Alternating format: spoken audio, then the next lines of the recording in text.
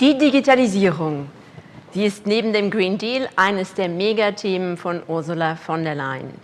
Während der Corona-Pandemie haben wir in Deutschland auf schmerzvolle Weise unsere Rückstände bei der Digitalisierung vorgeführt bekommen. Die Digitalisierung, welche Chancen bietet sie, welche Herausforderungen für die freien Berufe?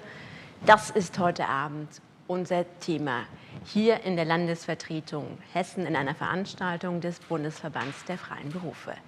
Meine Damen und Herren, ich begrüße Sie ganz herzlich zu unserer heutigen Veranstaltung und gebe als erstes das Wort ab an einen der Co-Hausherren, an Staatssekretär Weinmeister aus Hessen, verantwortlich für Europaangelegenheiten.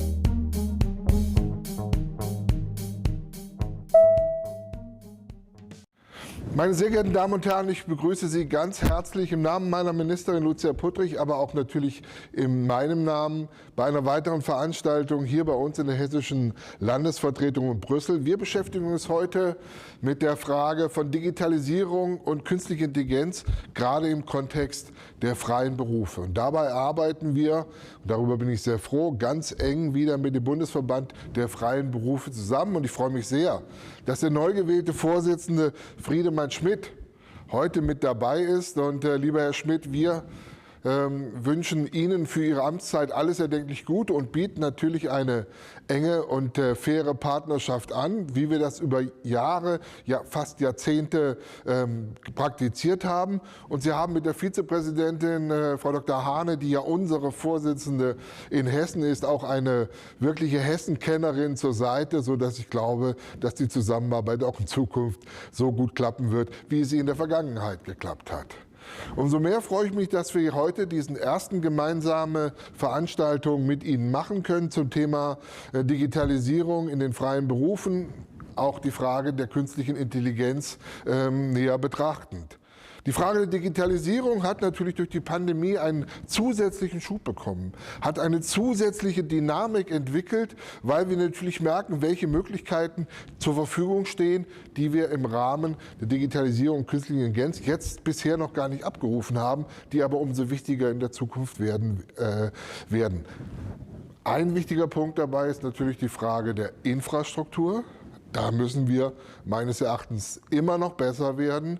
Wir haben als hessische Landesregierung für die Jahre 2020 bis 2024 zusätzlich 226 Millionen Euro zur Verfügung gestellt, um die Infrastruktur, den Glasfaserausbau voranzutreiben. Wir haben Schwerpunkte im Bereich der Bildung, im Bereich des Gesundheitswesens und auch im Rahmen des ländlichen Raumes dabei gesetzt. Aber wir müssen noch viel mehr tun, um das Ziel 2030 jedem einen Glasfaseranschluss zur Verfügung zu stellen, dies auch realisieren zu können. Von daher, da bleibt noch einiges an Arbeit, aber die Digitalstrategie des Landes Hessen und durch die Digitalministerin ist Gott sei Dank sehr gut überarbeitet worden, sodass wir dort auf dem richtigen Weg sind.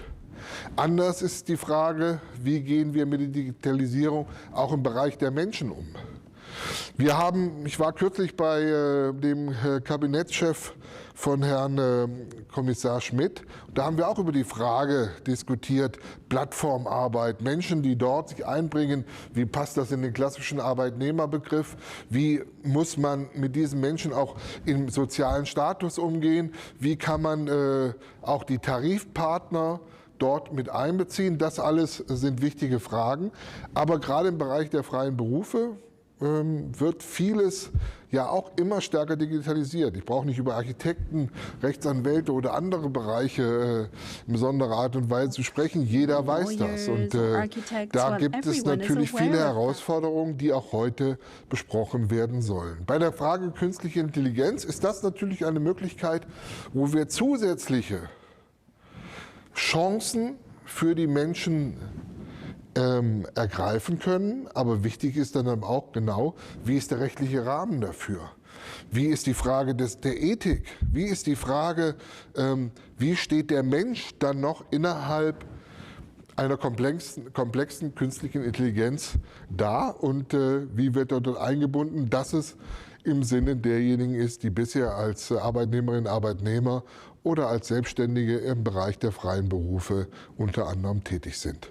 Diesen Fragen wollen wir uns heute widmen und ich freue mich sehr, dass wir die Direktorin Dr. Ulla Engelmann aus der Generaldirektion für Binnenmarkt, Industrie und Unternehmertum heute hier dabei haben, die einen Impuls geben wird, um dann in der Diskussion mit Dr. Karin Hahne, die ich bereits genannt hatte, mit Marion Walsmann, meiner Kollegin, ehemaligen Kollegin aus dem Ausschuss der Regionen, jetzigen Mitglied des Europäischen Parlaments, mit Ricardo Castanheira von der Ständigen Vertretung Portugals bei der Europäischen Union diskutieren können. Moderiert wird das Ganze von Silke Wettach von der Wirtschaftswoche. Liebe Frau Wettach, Sie waren schon oft bei uns. Ich freue mich, dass es auch heute wieder geklappt hat und dass Sie die nötigen Fragen stellen, damit es auch zu einer lebendigen Diskussion kommt. Herzlichen Dank auch an Dr. Sabine Hepperle. Sie ist Abteilungsleiterin Mittelstandspolitik im Bundesministerium für Wirtschaft und Energie und wird ebenso an dieser Veranstaltung sich beteiligen wie der schon genannte neue Bundesvorsitzende des Bundesverbandes Freie Berufe, Friedemann Schmidt, der am Ende das Schlusswort sprechen möchte. Deswegen herzlichen Dank alle Eingeladenen, dass Sie heute bei dieser Veranstaltung mit dabei sind und ich freue mich auf eine spannende Veranstaltung. Ja, herzlichen Dank. Wir sind hier zwar in Brüssel und in Brüssel wird sehr viel entschieden, was relevant ist für die Digitalisierung, für künstliche Intelligenz. Aber ohne Berlin kann in Brüssel nicht viel vorangehen. Umso mehr freue ich mich, dass wir mit Sabine Hepperle nun eine Vertreterin des Bundeswirtschaftsministeriums zuschalten. Sie ist Abteilungsleiterin für Mittelstand. She's head of the SME Policy Directorate, and she will give us a first impression as to how the whole issue of digitalization and the liberal professions is viewed in Berlin. You have the floor.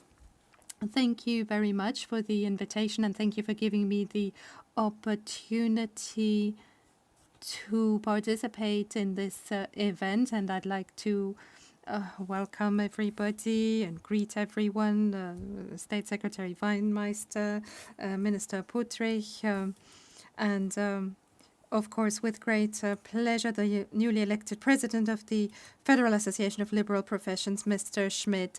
And I'd like to start by warmly congratulating you for being newly elected president of the Federal Association of Liberal Professions, and I wish you much success and all the best for your work. And I would also like to thank Professor Dr. Eva, his predecessor. We have had a very good and constructive cooperation with him and with the association. So thank you very much for this constructive work over the last few years. I'm very much looking forward to the fact that you are the new honorary president of the Federal Association of Liberal Professions. All the best, and I hope that we will see you in one way or another. Now, the previous speaker has underscored the importance of artificial intelligence and digitalization, which is, of course, very important for us as the Federal Ministry for Economic Affairs, especially with a view to the special concerns of the liberal professions. This is something that we are very much promoting in the ministry. And given that I am invited here, I would like to underscore the importance of liberal professions. This is a very important pillar of our SMEs and for growth in Germany. I would like to underline that. Now, what is very important for liberal professions is the whole issue of trust-based services of high quality, and they are oriented to the common good. Now, the consequences of the difficult COVID times that we've lived through because of the pandemic has shown how important the liberal professions are, especially when we think of the tireless service of doctors, nurses, pharmacists, and all healing professions. They have shown fantastic commitment, and it is really important to appreciate what they have done. So thank you very much for that. Now, I am the head of the SME Policy Directorate at the Federal Ministry, and in my department we concentrate the different bridging helps, 1, 2, 3, for self-employed people. And when we made the first bridging assistance available in May last year,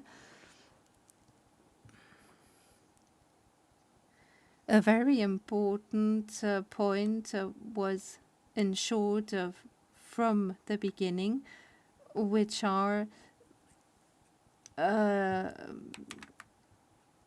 any kind of auditors were involved to oversee the bridging allowances, and we've had an excellent cooperation with the different German states in order to allocate the tasks and to help unburden the different authorities. And thanks to that, we were able to improve the quality of all the audits. And I would like to thank these third-party auditors because without you all, we have about 45,000 such applications for these bridging allowances. And without these 45,000 auditors, it wouldn't have been possible to handle all of these applications. And there's going to be an important final accounting, as all of these programs will come to an end at the end of the year. And we have to underscore that what you have done is absolutely incredible. It is very much appreciated, and thank you very much for your services. And now I'd like to come back to the topic of digitalization and artificial intelligence. Now we see that, especially when it comes to digitalization, additional skills are expected, and not just in the traditional area of digitalization, information technologies, but also all the new structures, the new communication techniques and networks which create new forms of working together. And of course, artificial intelligence is also becoming more and more important. I'd like to give you a few practical examples, perhaps from your daily life, just to give you a few examples. Telemedicine, with supporting apps which have conquered liberal professions for quite a while, and different building modeling and information used by architects and engineers. So this has become a clear digitalized way of working. The European Commission has come forward with proposals to make sure that artificial intelligence is reliable. And in Germany, this is regulated by our ministry together with the Justice Ministry. Now, as a Ministry for Economic Affairs, we are very much committed to making sure that these rules and regulations don't give rise to a flood of bureaucracy. We always have to think of SMEs and startups. These regulations have to be innovation friendly. The federal government already had an artificial intelligence strategy since 2018. And since then, a number of programs and measures have been taken in order to promote artificial intelligence in various areas and to use it in order to be able to keep up with international competition. For instance, we have the Artificial Intelligence Trainer Program, very much focused on SMEs. We organize workshops, company visits, presentations, etc., in order to inform people about the opportunities and potentials of artificial intelligence application, especially for SMEs, and how these can be shaped and implemented. Then there are few other funding programs to promote digitalization amongst SMEs. Since September last year, we have a Digital Jetzt, which is a program aimed at SMEs and liberal professions, which is due to support digital technologies and business processes, as well as provide or promote the qualification of workers. Then, which is part of our classic funding structures, we have a very good and well-established loan, the Innovation and Digitalization Credit or Loan for SMEs from the funds of the former Marshall Fund. And again, this is aimed at SMEs. So we have a wide range of tools in order to promote digitalization and artificial intelligence in a very comprehensive way. Now, in our ministry, we have our own service for digitalization, which is really the contact point for any questions that have to do with artificial intelligence. And the idea is to promote different projects. Now, apart from all the funding programs that I have just enumerated, when it comes to digitalization and new artificial intelligence applications, the legislator has a role to play. Therefore, it is important that, especially in the context of IA, rules and regulations are constantly reviewed. Now, we had a law with on user-friendly offers, which entered into force on the 1st of October this year, which is important in providing transparency in different digital offers. And then, of course, there is a topic which is important not just for lawyers, but also for pharmacists or tax accountants, where there's been a very clear tendency of using digital tools. And the legislator has to ensure that a number of core elements of professions, which is liability or responsibility and the core independence of these liberal professions be safeguarded. Now, of course, patients still have to be able to trust that data protection and professional secrecy is maintained despite all new uses and applications. And whenever there are new regulations, we are trying to make sure that these be free of bureaucracy, because obviously we don't want over-regulation. Otherwise, these technologies will not be usable in daily life, which is, of course, not the point. Now, of very central importance,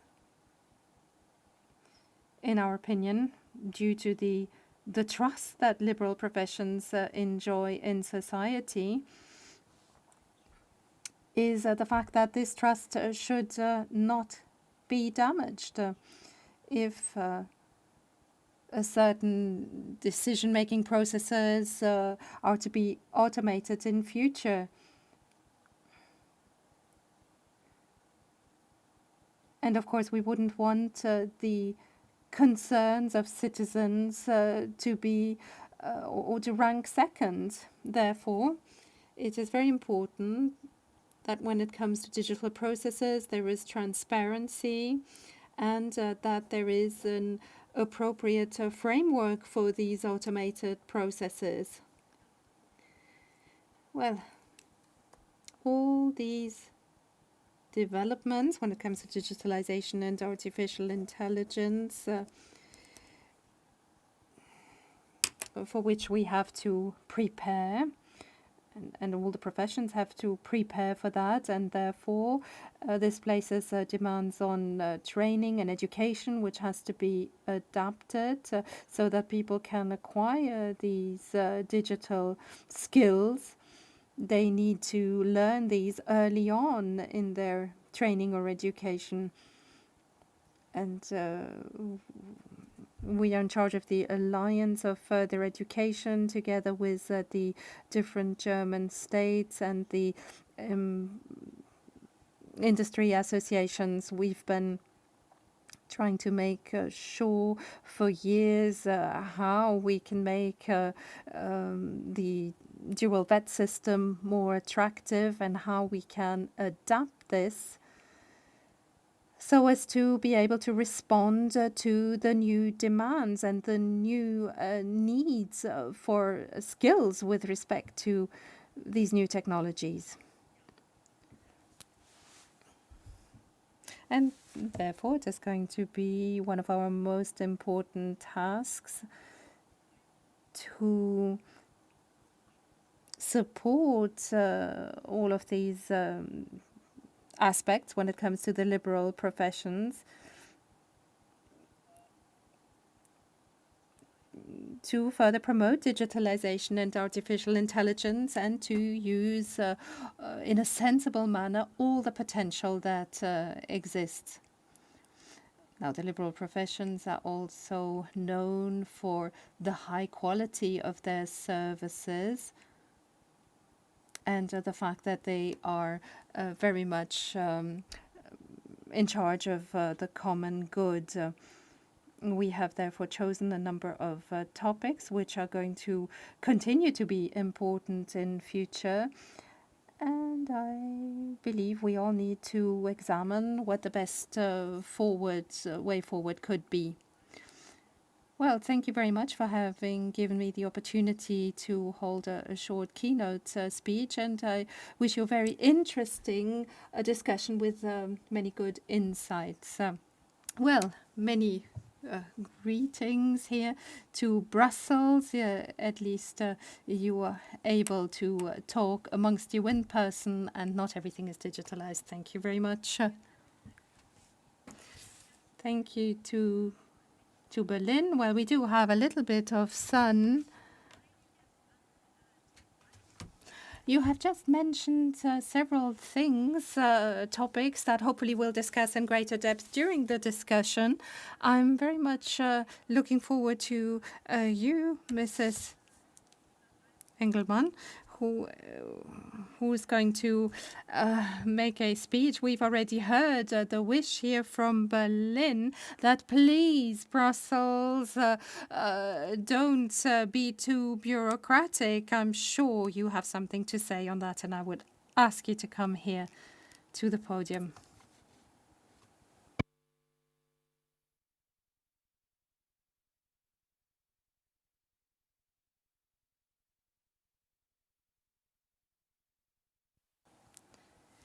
Good evening, and I'm going to start by saying that if one has to make a speech and one happens to cough, people look at you in a really shocked way, and I'm sure I'm going to cough, so I have my water here to make sure that you don't get too scared. Now, in case I need to cough, well, you will be alarmed and maybe you will listen more carefully, but I'm going to try not to cough on purpose. After this short introduction, in line with the circumstances, I'd like to say that I'm very happy that we have a small personal circle here within which we can discuss. I'd like to thank the German Federal Association of Liberal Professions and the Federal Ministry of Economic Affairs and the State Representation of Hessen for having organized this very topical discussion.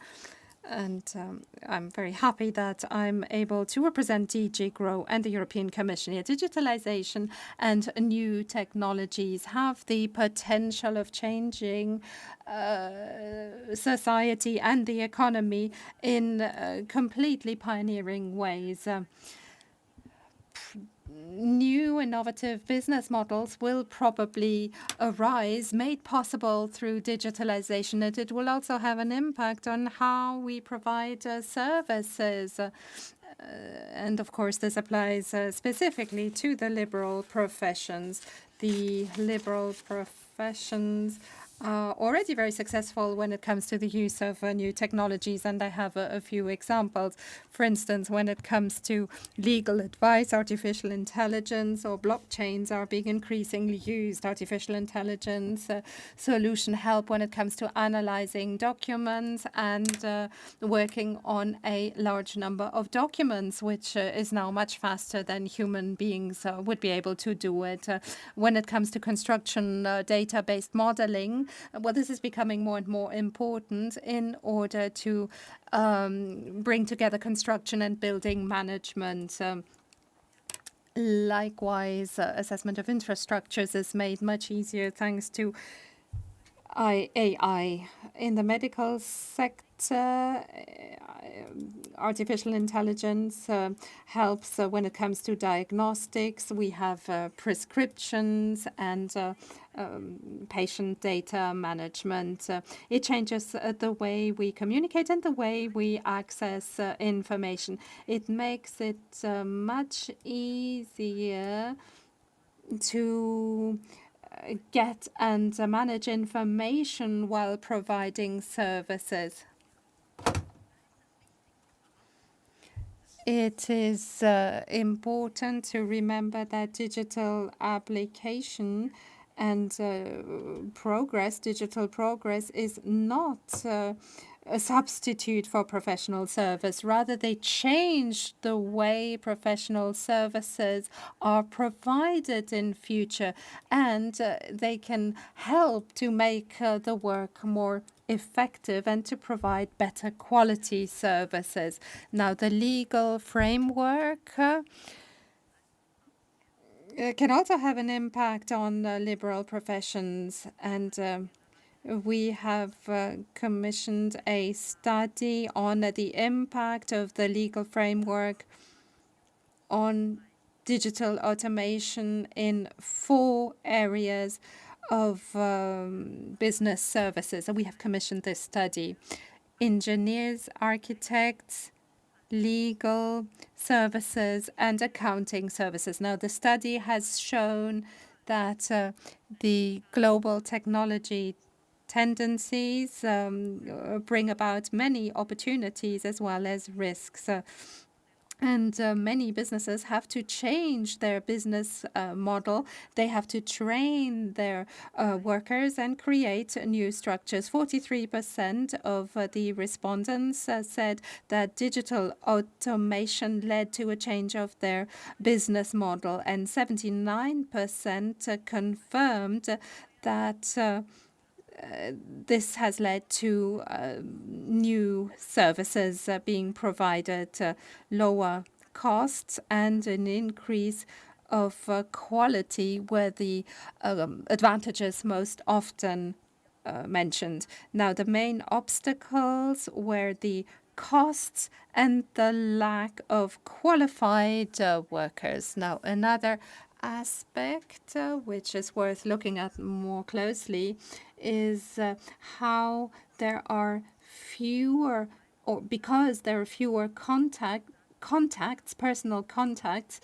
there is an impact on the trust-based relationship between service providers and customers or patients. So there is the question as to what extent can artificial intelligence be a substitute for these contacts. Now, in order to create a trusting environment, liberal professions have to be able to assess the risks that goes hand in hand with the use of digital technologies, and they have to be able to understand and assess these. Now, even if services are provided digitally, patients and customers still have to be able to trust that this is a professional service, that the technology is in line with the highest ethical standards, and that it is being used independently from any other external interests. Our recently submitted proposal for a legislation on the matter is based on the idea that trust in our technology is decisive for this technology to be taken up by society in general.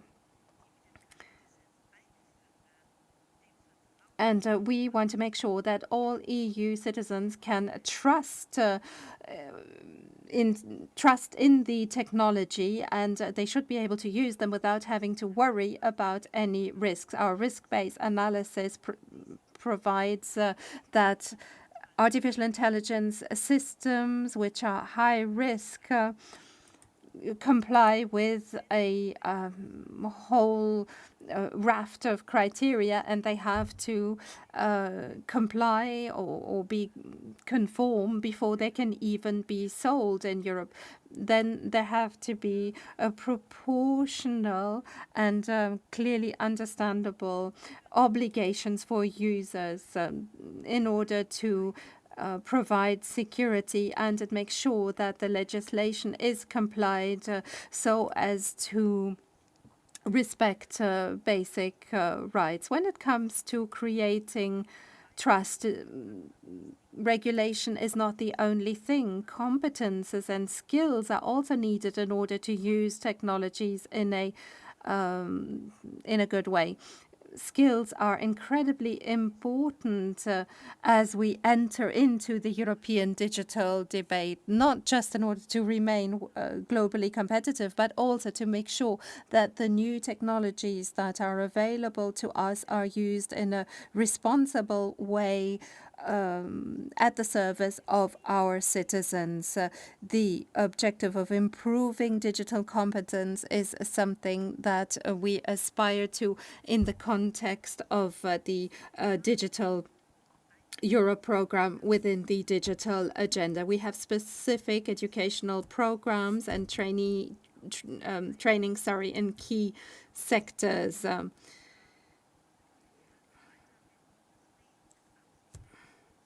And we have specific programs for reskilling and upskilling with different round tables in order to discuss what skills have to be promoted or funded how. The liberal professions, of course, have to make their contribution. They have to update their curricula in order to make sure that the skills acquired by their workers are of the highest level. And if they do that, then the next decade could truly become the digital decade in Europe. New technologies will change our business world. It will change the way we provide a professional service, and it will make new opportunities available. I'm looking forward to a further exchange with you on this interesting topic. Thank you. Thank you. So now we have two further panelists, so please come here. So just maybe once again, you can always ask questions either via email. So that's streamline at lv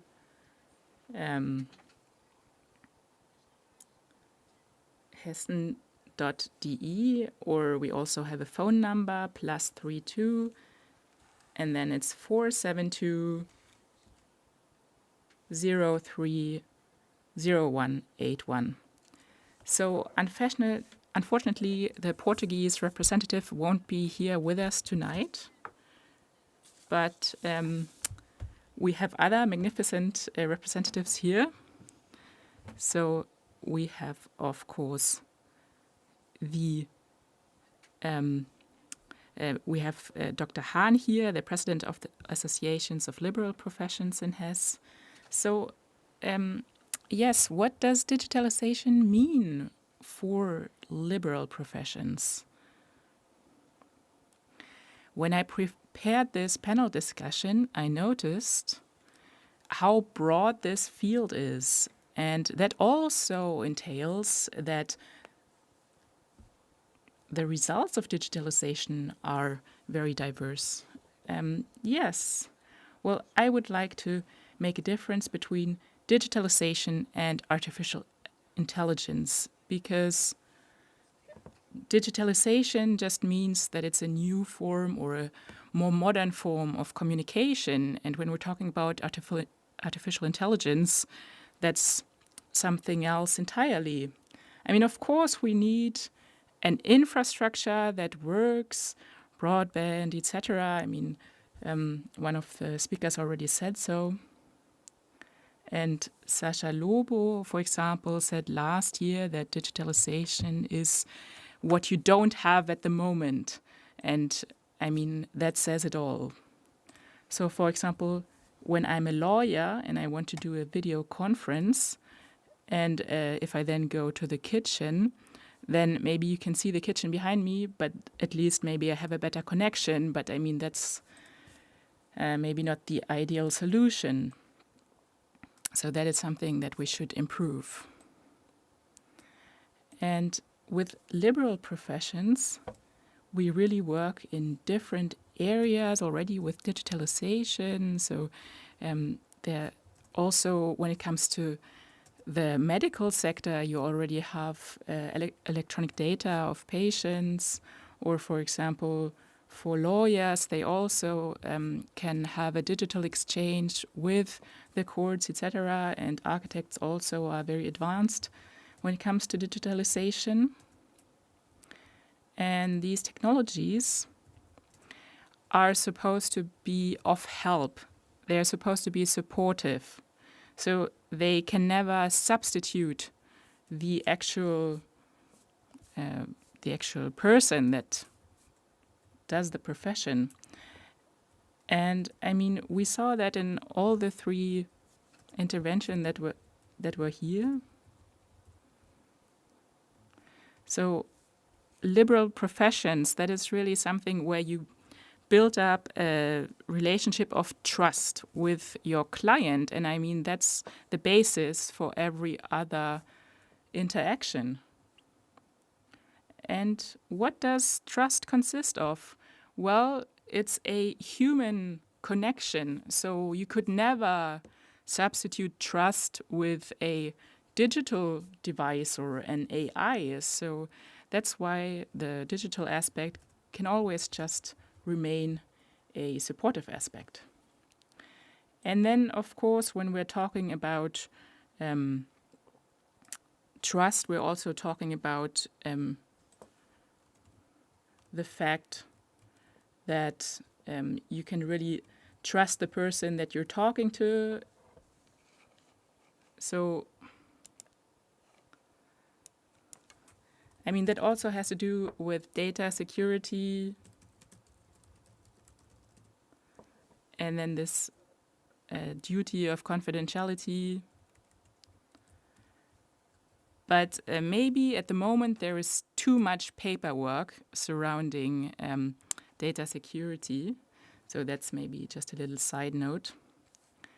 But then you also have new online portals, you have new logins, and you also already talked about the fact that when it comes to vocational training, we also have to think of other professions that are part of our sector, not just the main professions. So then maybe to algorithms. Algorithms can teach themselves new things. And I mean, that's a definition. And the idea of finding a unique solution is what a human person in a liberal profession would do. And of course, we're trying to simulate that with artificial intelligence, but you will never come to the point where you can completely substitute the human. I mean, for example, in radiology, the radiologist, I mean, that is actually a sector where you can substitute people through AI. But then, of course, treating a patient, that will never be possible via an AI.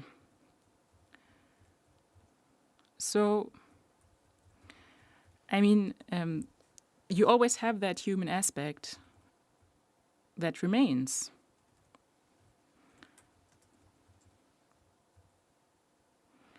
So, an artificial intelligence can always only substitute one part of the entire work of a person that executes a liberal profession. And then maybe to lawyers and etc. I mean, they have several other aspects concerning digitalization that they are critical of. But, of course, I mean, the advantage of an AI would be that they are quicker at researching. But when we're talking about legal tech, so for example, when it comes to getting your money back when you travel because the train is too late or the flight is too late, I mean, there are so many lawsuits at the moment that it's almost too much. And I mean, here, once again, you could work with AI. For example, in China, you have so many lawsuits that it's impossible to actually respond to all of them. And then they have an AI that then actually is the judge. So that's maybe not so surprising that happens in China. And then maybe about criminal offenders that could become repetitive criminal offenders. Then maybe you have a criminal offender that also has cancer stage 5. So it's terminal. Then that would be maybe a unique situation where you would have to reevaluate, okay, should that person again receive 25 years in prison? So, I mean, these are individual cases where you have to decide as a human because there's a human aspect to it. And most importantly, every algorithm has to be operated by a human. So this will just be a human aspect that can never be replaced. And also when it comes to the rules that are valid for algorithms. And I think, I mean, that is definitely something that we fight for, but I'm happy to hear that there is already work that has been done. Thank you so much. So, I mean, both in Brussels and in Hesse, we're talking about this, and also, of course, when I talk about with other people, I always know if they are in Germany, in Belgium, or in France, because it depends how well the connection is. So maybe you could say what the hot topics are and which debates are happening at the moment. Well, we already talked about the legal frame. So the first legal frame actually exists since this year. And here we're talking about using AI for generating data and for processing data, and to then subsequently make decisions based on that. And I mean, of course, here we need an ethical approach, a very sensitive approach. And then, of course, there are 3 committees that actually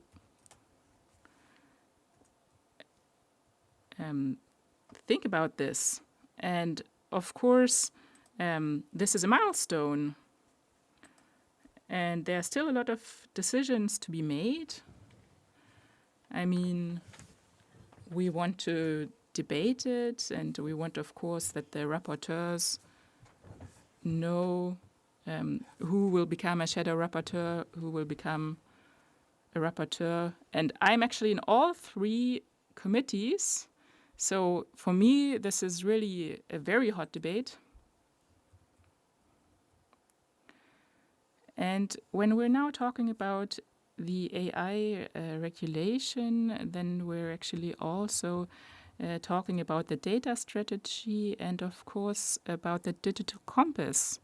Because, of course, we also need an infrastructure that goes with it. So I do need broadband. I do need the technical know-how. And of course, I also need the expertise from the employees. So both when it comes to the consulting aspect, etc. And finally, I need a completely new approach. So we need a fair distribution also when it comes to platform services. We're talking about the Digital Service Act. So these are very exciting times. And for us, it is of utter importance that when we're talking about this legal frame and also about the outcome, that we're, of course, also in direct contact with the users of those platforms and digital services. So we want to have feedback from architects, from pharmacists, from people from the medical sector, from the legal sector. We would like to know what the key topics are that they're thinking about. I mean, Also, when it comes to, for example, the administrative burden, I mean, can the administrative sector keep up with the digital development that's taking place? Are they at the same level? Also, when we're talking about transport, about confidentiality. You also talked about confidentiality in the legal sector, but I mean, that's also true for example, tax accountants, right? So how can we make sure that all these demands and requirements are being met? And how can we make sure that everyone adheres to the rules? I mean, these are practical questions that we need to answer. Do you think we already know who might be a forerunner concerning the committees? Or, well, I think the Committee for the Internal Market and the Protection of Consumers, that they will be quite strong. But yes, I think the final decision will be made in 2 weeks. And really everyone's waiting for the result. That might be frustrating for you in the Commission, no? Because you're so dependent from the decisions of the Parliament. And often maybe they have a bit more time, they're not so stressed.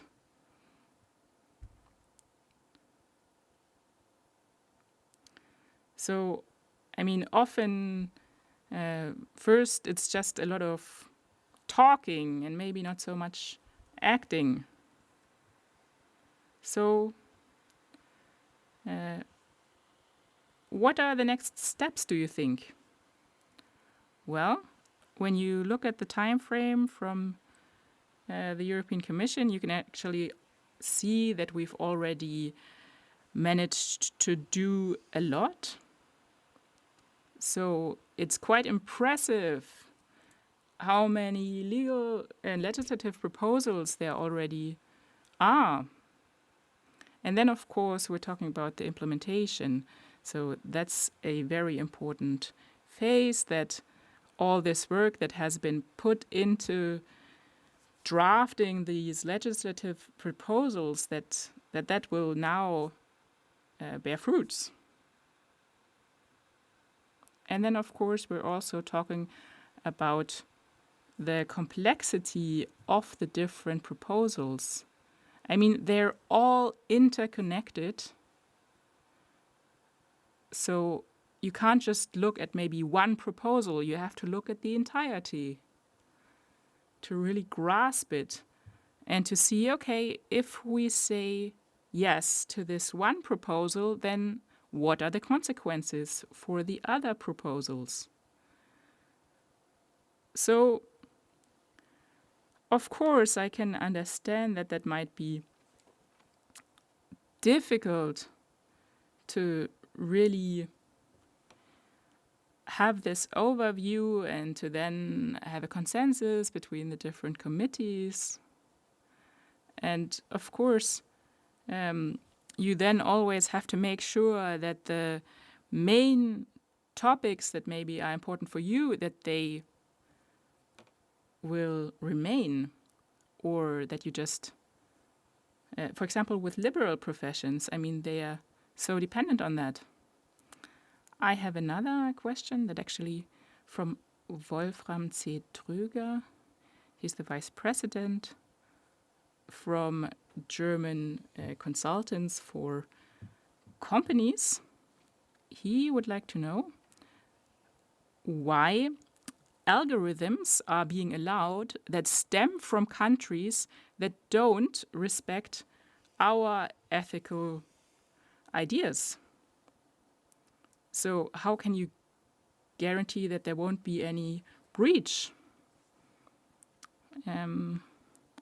Well, for example, when we're talking about artificial intelligence, here you really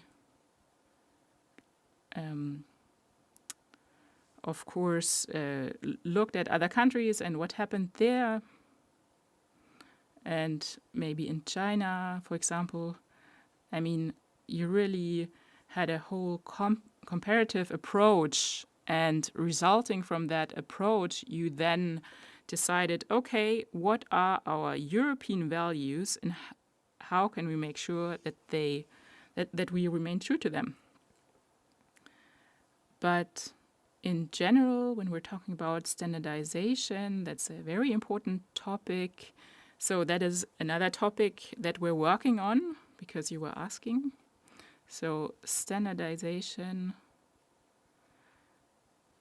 So, I mean, for example, the forerunner that sets the standard is the one that, that sets it. And then we have a strategy that we actually, an industrial strategy and that industrial strategy also was a strategy about standards in different sectors, so also in the service sector.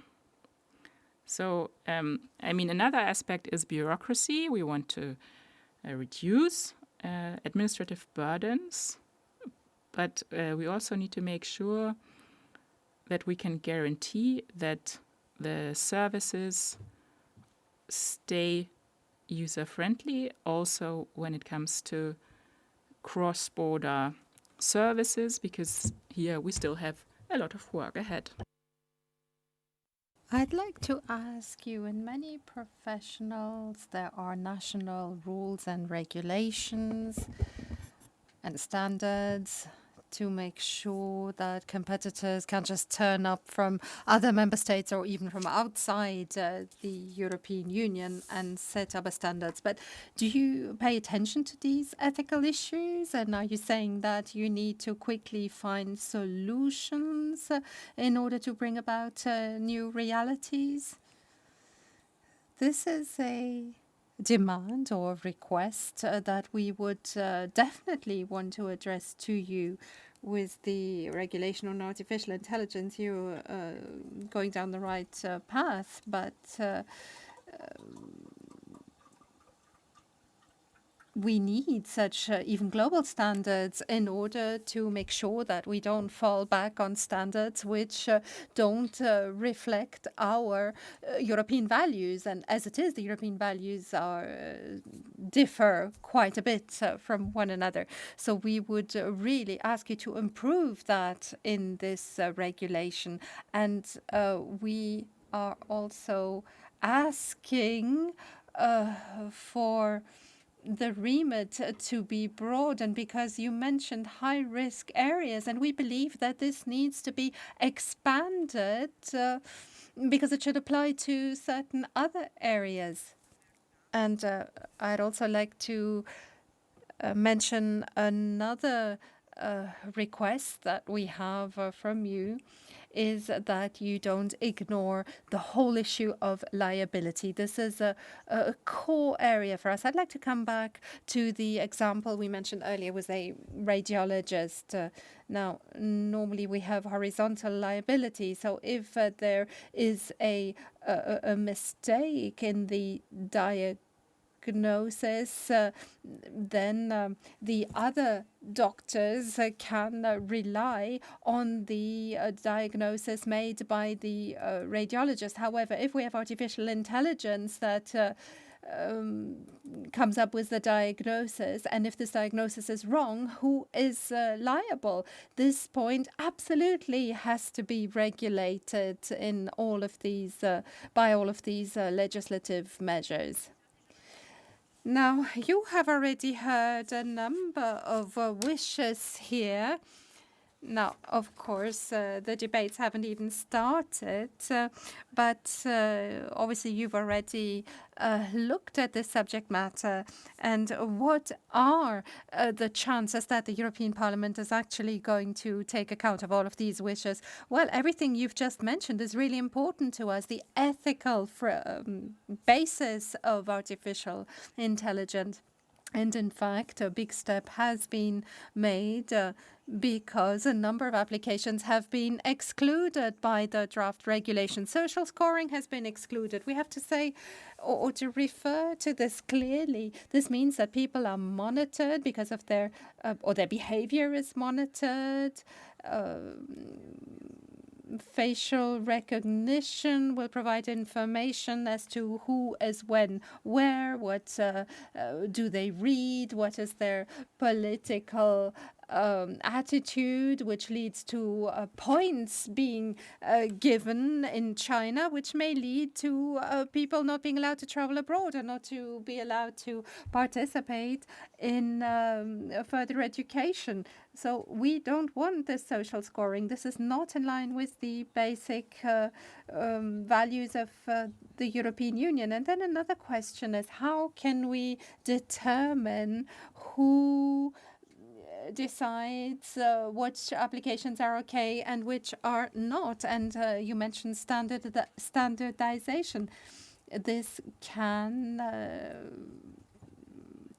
mean that we can come up with globally applicable quality standards, especially when it comes to advisory professions. If I ask for advice, I would like to know whether I'm communicating with in artificial intelligence or with a human being, or if my email is answered by artificial intelligence, or whether there's a person who's actually communicating with me. So transparency is very important and should be provided for.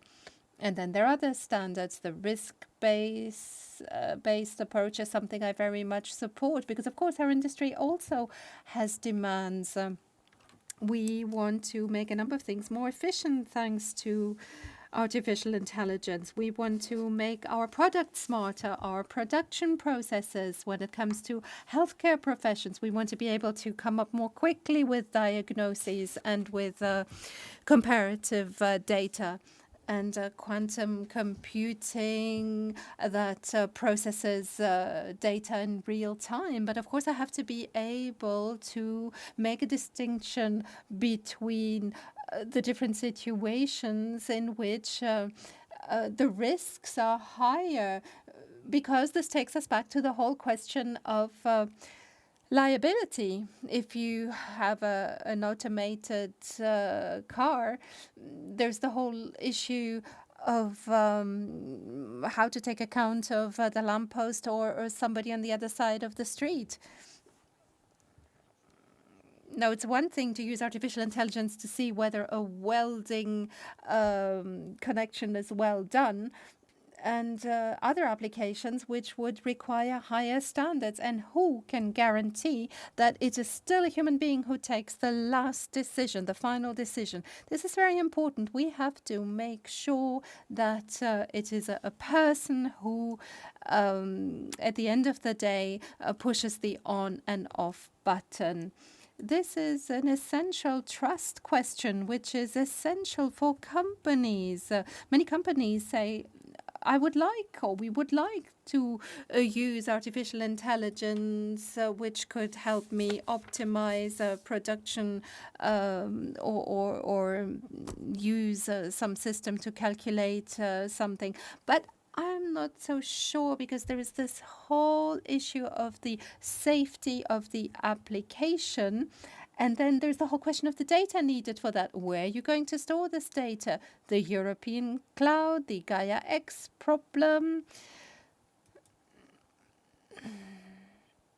We have connected this to a different kind of safety perspective, and we should not lose sight of the fact that artificial intelligence is also being used in areas where this is new, and support is needed. And therefore, I think that the SME strategy is just as important as the industrial strategy, which has just been revised.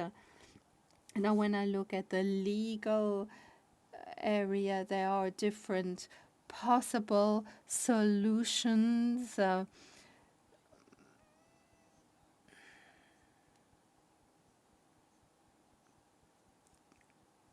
Perhaps we could use artificial intelligence to research more about child abuse in order to be able to intervene more quickly when it comes to internet use. But of course, this can only be done if we have a good legal and ethical framework. And then we have industry that comes and tells us, well, this is exactly the issue that we have, because we would like to know what are the guiding principles when it comes to using artificial intelligence in medicine or in production or in business.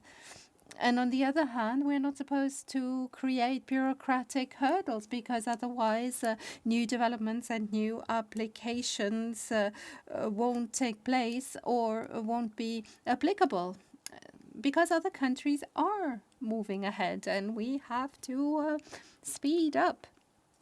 Dr. Engelmann, I'd like to come back to the topic of cross-border services. Now, the Commission, of course, is always in favor of the internal market. Of course, it has to be in favor of the internal market. It is its task, and especially your DG.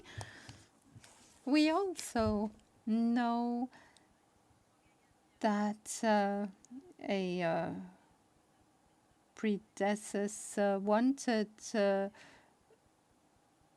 to create more competition between the liberal professions, and this caused quite an upset even before digitalization. Now, due to digitalization, isn't there this danger again now, also due to the fact that it is said that you want to strengthen the internal market?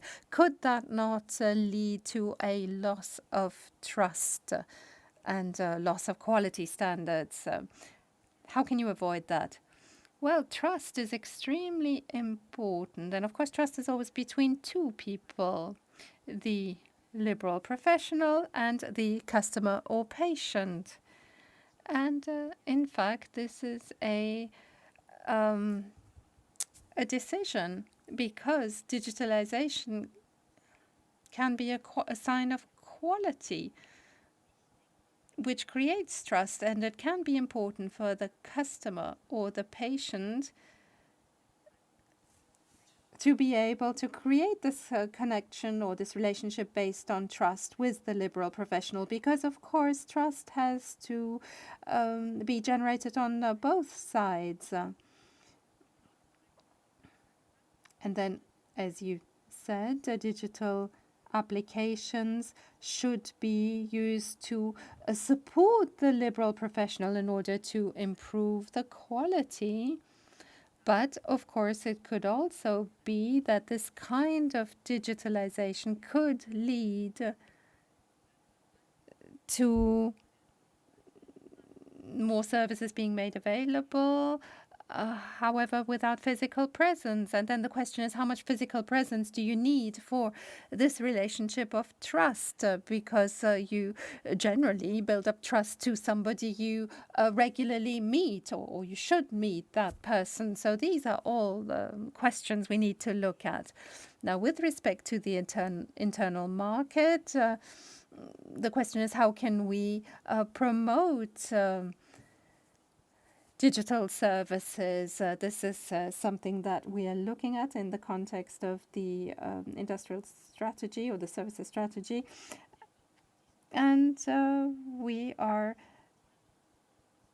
having discussions on all of this to try to see what is possible, where the problems, and we are going to take account of all of that in the discussion. Currently, we are working on trying to identify what the possibilities are. Should there be standards for that? But for the moment, there is no legislation in the pipeline. Yes, may I just say something here, because it is really fitting. I would like to see all obstacles due to the different laws providing access to the internal market be done away with. For instance, I should be able to make applications which should be processed. It is therefore really important that I can ask online for all the different things that my client needs and that I need to be able to advise him or her. And of course, public authorities also have to keep up. We need online access. We need to be able to submit our requests, get our permits approved, etc. This is something which is really quite urgent to make sure that trans-border cooperation works well. Now, I can see that the alarm bells are going off for you. I'd like to share a little story of mine. I'm an economist, not a lawyer, and I was very naive in Belgium. I can't just go to a notary to get my signature legalized. No, I had to go to the German embassy and pay 190 euros to do that. So, you know, I wanted to say that as a citizen. Well, there are things to be done when it comes to the internal market. I'm sure you've thought about this a lot, and perhaps you could give us some guidance. I don't think that it is automatic. I don't think that the conflict that there always kind of is between us, that this is going to be strengthened. In other words, that yes, of course, our work should be simplified through digital applications, approvals, permits, etc. We want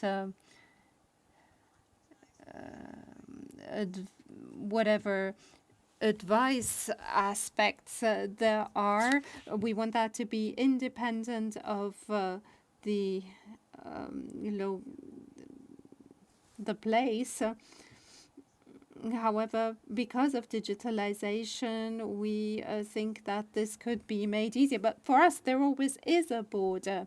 Now, you said that quality is meant to be improved, that this is beneficial for the relationship based on trust. But for us, part of the relationship of trust is that the customer, patient, client is able to rely that the service provider they are seeking out has a highly is highly qualified, and that he can provide high quality services. And we can only do that if the quality requirements are guaranteed, especially when it comes to getting access to the profession.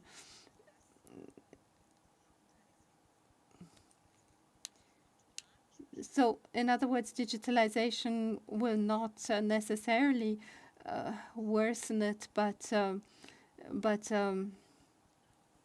increase the quantity. Well, the comment that we have received here from a viewer, Franziska Schaab, who's a pharmacist, fits well in here. Artificial intelligence can say what could be the right solution, but not what is the right solution, because it doesn't have emotions, which is particularly needed in the healthcare sector. Patients crave for humanity and a humane approach. We can see this in the pandemic, so it can be supportive, yes, but not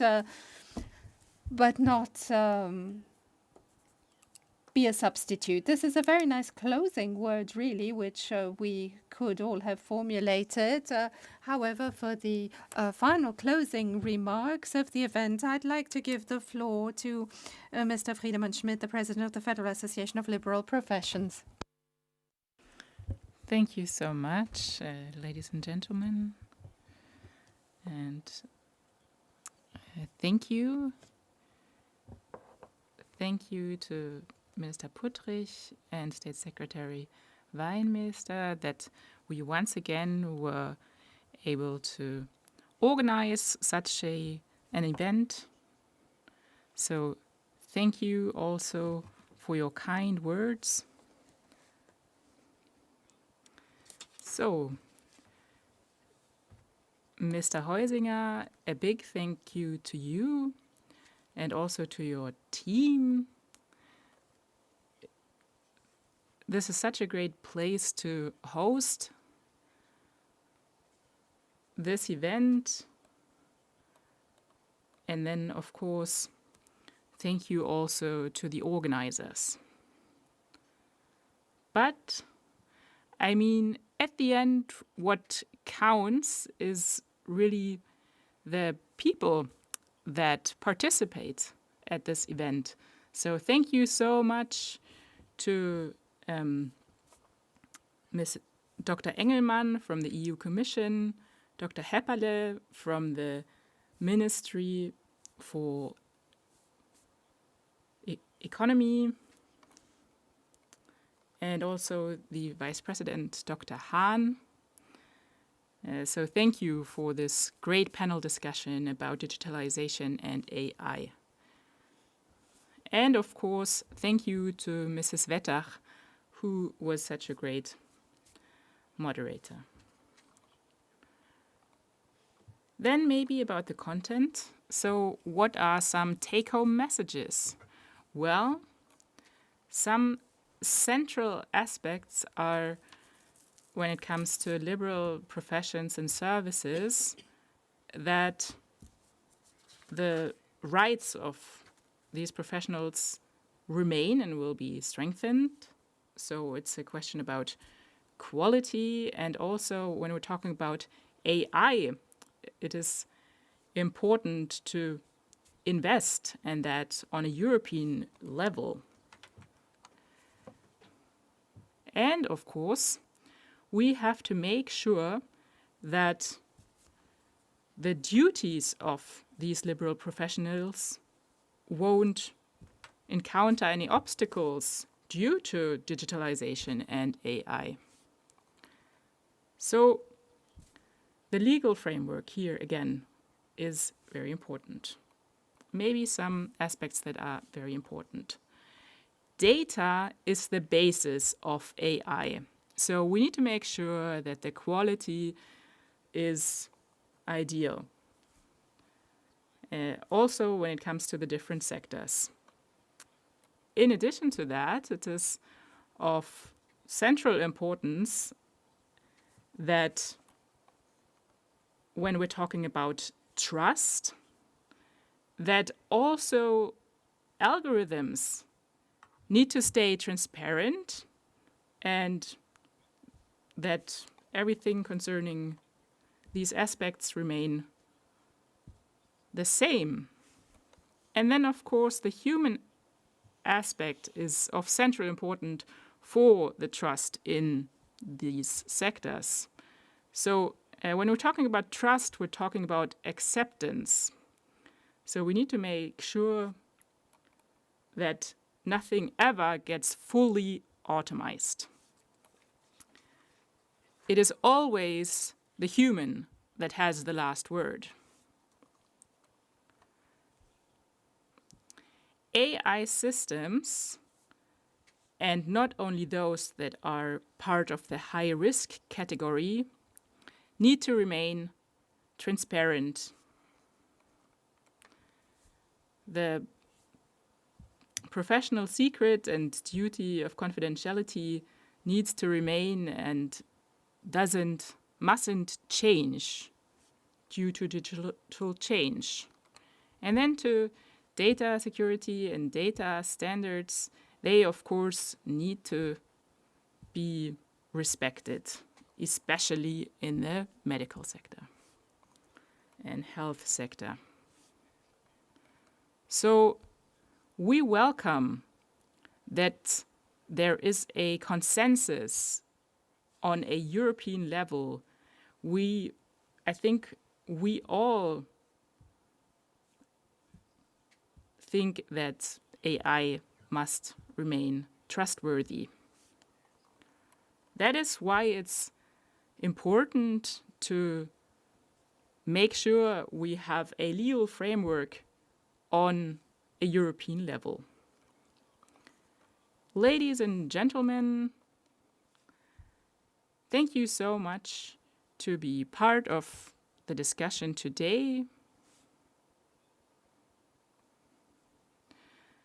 No matter if you participated from the comfort of your own home, or if you are here at the permanent representation of the state of Hesse. We, the representatives of liberal professionals, are ready for this digital era and look forward to further developments. Thank you so much for your attention. Why thank you? I think that also became clear in our panel discussion here. I mean, this is a topic that will continue to be relevant in the following years. So thank you so much for your participation. And thank you, of course, to all the panelists. Thank you also to the interpreters. I hope that was successful. And then, of course, I'd like to tell you about our next event that is on October 28th at 1 p.m. And the topic will be the new European Bauhaus, attractive, sustainable, and together. I hope you'll be there and have a great evening.